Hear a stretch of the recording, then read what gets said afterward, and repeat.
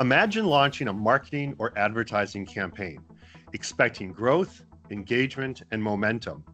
But instead, you trigger boycotts, lose billions in market value, see store traffic drop overnight, and your employees become the front line of a conflict. Not because your product failed, not because your supply chain broke, but because your company stepped into a political or social issue. By the way, stay tuned at the end of this video, where you will hear directly from Mike about why he wrote his Amazon #1 best-selling book, Operational Excellence, and how you too can apply the lessons he's learned from building, leading, and managing programs for global organizations over the past 3 decades. Hello, everyone. I'm Jerome Ryan, joined by Mike Janko, and this is Impact Analysis. Thanks, Jerome, and hello, everyone. Today, we're talking about a risk that's accelerating everywhere. What happens when companies engage in political or social issues and it backfires? This isn't a rare occurrence anymore. It happens frequently, quickly, and it's costly. Here's the key. This is no longer just a brand or communication issue. It's a business continuity risk. By the way, don't miss our 4 key takeaways before we conclude, which are great insights for leaders. Let's look at what we've seen.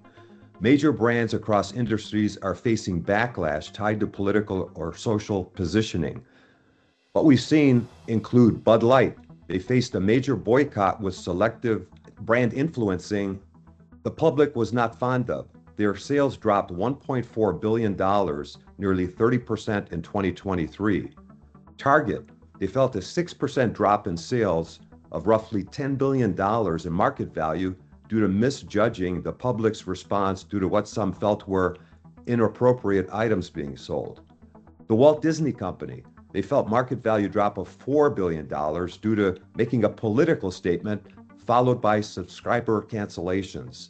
And Pepsi, they had backlash costing billions over a social stance while forgetting that people just want a refreshing drink. Yeah, Mike, and it doesn't stop there. We've also seen more recently companies like Cracker Barrel reverse branding changes after customer pushback.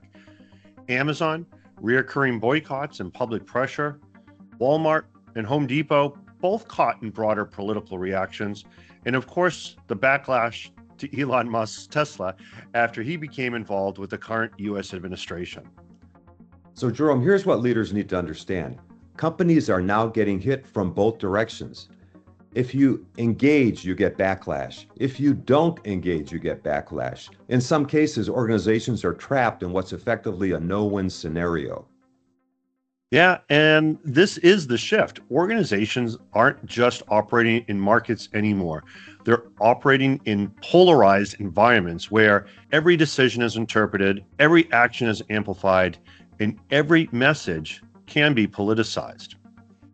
Let's be clear, this goes far beyond perception. We're seeing real operational and financial impacts. Revenues are declining, stock volatility, there's investor pressure. We even have store-level disruptions and safety concerns. There's product repositioning and even removal during mid-cycles. And internally, employee division and morale challenges are existing. Leadership credibility is coming under pressure. Then there's increased demand for rapid response. Externally, customers react almost immediately and emotionally. Advocacy groups mobilize fast, and competitors take advantage of this instability. And here's the real challenge. This risk moves faster than traditional risks. It's emotional, it's amplified, and once it starts, it's very difficult to contain. Yes, so let's talk about where the risks multiply, the cascading effects, if you will. The initial backlash is just the beginning. The real risks show up in the second and third order effects. Well, first, Jerome, we have immediate reputational impact. Brands become associated with one side. Customer bases are impacted, and there's long-term positioning shifts. Second, there's operational disruption, store incidents and safety concerns, marketing pulled or reworked immediately, and also supply chain and merchandising adjustments. Third, there's leadership pressure. Executives have to respond immediately. Messages have to be precise and aligned, and reversals become nearly impossible. And then there's the speed. Social media compresses everything.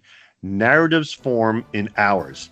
Misinformation spreads rapidly, and reactions scale globally, almost instantaneously. This leads to the critical question: are organizations prepared to operate in a world where business decisions trigger societal reactions? Because that's not emerging, that's already here. Here's the bottom line, Jerome. Engaging in these issues is not a marketing decision. It's a strategic risk decision. So, Jerome, what should leaders do? Well, I think first they define their position before they're tested. What do you stand for? Where will you engage? And more importantly, where will you not engage? Is it consistent with your operations and your values? Second, run scenario planning before you act. Ask things like, what if this triggers a backlash? How do customers respond? What happens in the first 24 hours?